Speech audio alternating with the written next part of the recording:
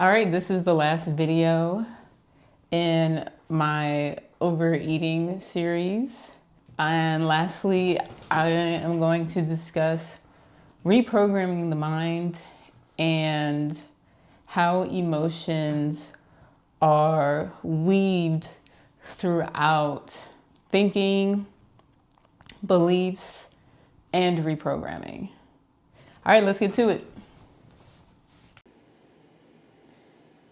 And to dive in a little bit more to the reprogramming, the realization that the mind is separate from being was very critical in this piece. Realizing the identification that I had, with the mind was critical, because you cannot begin to reprogram the mind from believing you are the mind. You have to do that from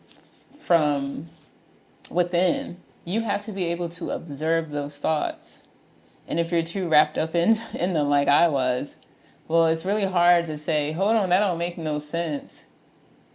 If you're already running with the thought, you already okayed it, it's already manifesting in your reality. And now there's this process that I've created. There's a thought, inner being reviews it, and it's like, does that vibe with inner being knows? Or is that delusion of the mind? Whereas before, it was just like, there was no review process. It was like, content went straight to upload. There was no editing. There was like no color contrasting, nada, no sound checks. Like, everything just made it straight to live production. But now when these thoughts come, there's an observation period. I sit with myself and I ask, is this in alignment with who I really am? And a good indication, if it's not, is how I feel. All those feelings that I used to have that were centered around lack, they didn't feel good at all. I was worried, I was anxious, I was fearful. That's not in alignment with who I am. Internal me does not even know what those emotions are. So now it's like really clear on how to sift through what is delusion of the mind versus what is me, which is awesome, because it was not before. So now, because I'm still, in the process of changing my belief systems. Like, we're in the middle here. We're in a reorg, and occasionally still something, a thought will pop up and it'll be like, oh my God, there's not enough, because that's just the one that really be popping up. And now I'm observing that thought, sitting with it, considering how it makes me feel. And if it doesn't make me feel good, I know immediately the mind is out of alignment with my inner being. And so then I put a new thought out there. I create one. There actually is enough. I'll be fine with this amount. And if I feel good, I know I feel good, but if I feel good, then I know, oh, this is more in line with my inner being. I'm going to go with this thought. And I'm now going to think more thoughts in that direction, focus more in that direction, in order to create the belief system that I want, that serves me and my joy and my peace, and continue to reprogram until it's something automatic where I don't even need to observe. It's just like those already are pre-approved. And so that's what I'm working towards right now. And there was also something else. I thought of something else, but I'm like, shit, can't I remember? Oh yeah, how I feel. Because I'm touching on that a little bit, but I don't think I've gotten into it. Again, I'm going to plug this book.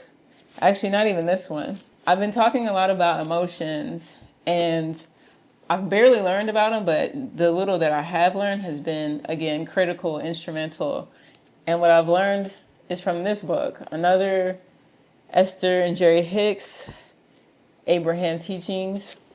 It's called The Astonishing Power of Emotions. Let your feelings be your guide. And I got to like page or chapter maybe 7, I think. And then it kept referencing the law of attraction. So I was like, you know what? I'm going to go back to that one because I want to understand what it's referencing.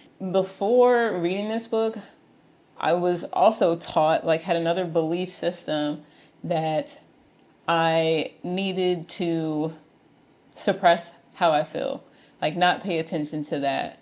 How I feel didn't matter. And that was due to the environment that I grew up in. I didn't see family members or really any friends expressing themselves. And if they did, especially in a negative way, because like, yeah, it usually wasn't good. It was like ass whooping or punishment or something, some negative repercussion, you know? So it was discouraged, and slowly or somewhere along the way, I have built the belief system that listening to your emotions was not a good thing. And this book really helped me replace that belief system with something else. Now I really pay attention to how I feel, and it leads me in the direction of joy, peace, and love. It's a guide for me now. Whereas before I felt like I almost felt like feeling made me more vulnerable in not a good way. Like if somebody saw me feeling, bad things were coming, so don't feel, so those bad things don't come. And yeah, now I'm feeling shit and I'm like, hold on, what's that feeling? What does this mean? Let me sit with it. And also too, like this is a whole nother journey. I didn't even know how to express emotions because I really wasn't allowed to, wasn't taught how to.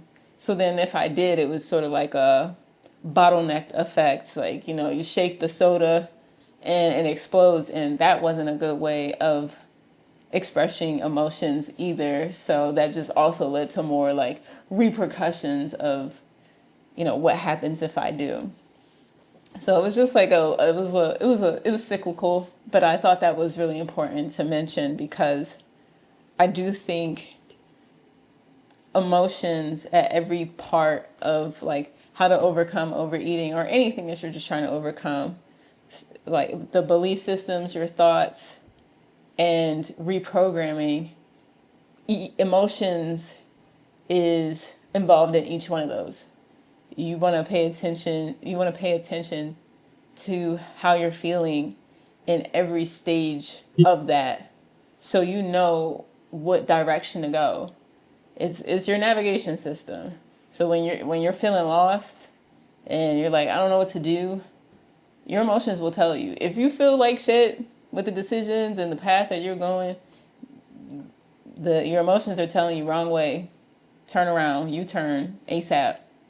If you're feeling good, happy, excited, inspired, like keep going. Keep putting one foot in front of the other. I guess to wrap it all up, overeating isn't really about food. It's about fear, belief systems shaped by fear. Your thoughts can feed into that belief system, and by not observing, checking, or changing anything, that program continues to run on repeat until you say otherwise. All right, I think that's it. Thank you for coming to my TED Talk. If you have any questions about overcoming overeating that you feel I didn't answer, please feel free to drop a comment.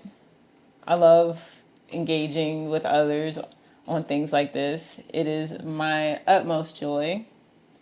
And if you want me to clarify something, you know, drop a comment.